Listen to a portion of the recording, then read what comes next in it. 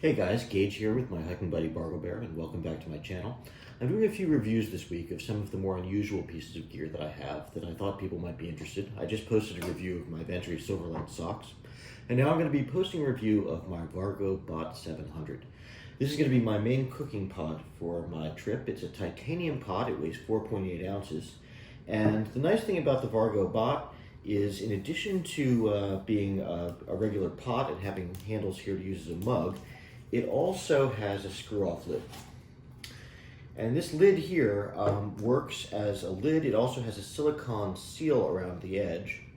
It'll work as a pot lid for it, but it also screws on here and seals the pot fully so that it is leak-proof. And what I can do is I can use this pot for cold soaking as well as heating my food. So it's a really good pot. As you can see, it fits very well on my BRS stove, on my my propane thing. And this is going to be my main pot on the cooking, for cooking on the trail. So let's go ahead and take a closer look. As I said, it's about 4.8 ounces. Let's put it on the scale and take a closer look at the Vargo Titanium Bot. Okay, so taking a little closer look at this, you can see the threads around the edges here and the measuring gradations there in the pot. You can also see the lid here and the silicone seal on the edge here that allows that to be water and airtight. Now, one thing I actually dislike a little bit about this is, if you can see, there's a little lip under here that does tend to catch food and is a little bit tricky to clean. And if those of you at Vargo are reading this, if you could do something to get rid of that lid in future iterations of that little lip right there where food gets caught, that would be really cool, because other than that, this thing is pretty much perfect. So let's go ahead and throw it on the scale. You can see I've got a regular kitchen scale here, kind that everybody's using, and the pot itself is going to come in at 3.35 ounces. And when we add the lid to it, it's going to be just at 4.8. So about 4.8 ounces is what the weight of that is, which is a little bit heavier than some of the titanium pots out there, but still a very respectable weight for the functionality it provides to me. So a couple other things about Vargo. Vargo is actually a company that's based out of Lewisburg, Pennsylvania. I was able to get my copy of the bot through Garage Grown Gear, who is a great website that provides a lot of boutique products, little cottage industry products. I do try to buy cottage industry products where I can. One of the disadvantages of the Vargo bot is it is expensive. It's about $100. Titanium doesn't come cheap. The question is it worth $100? I think it is for the functionality it provides. I do admit that the Toaks pot, which is a titanium pot that's very popular among thru hikers, is a lot cheaper. So it's really up to you what kind of money you want to spend on your pot. I actually just bought this kind of as a treat for myself. I really liked it. I really liked the concept, and I just decided to spend the money on it. So the question is, how do I use this to cold soak? I've got here an example. This is some of my cold soaking mix.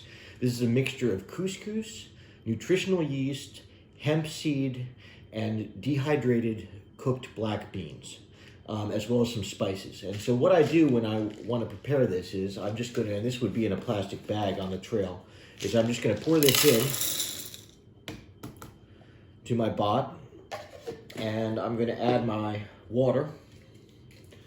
So this is about a cup of dehydrated mix. It's going to be about a cup of water. And I'm generally going to, on the trail, have a squeeze bottle for this, but I'm going to add about 2 tablespoons of olive oil, and that's going to give me additional calories and additional fats, which are going to be real valuable for me on the trail.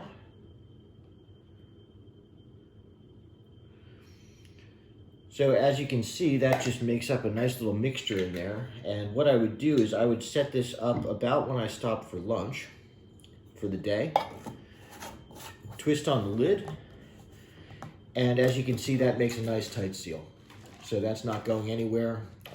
My food is going to stay in there. That can rattle around in my pack all day, gradually rehydrate.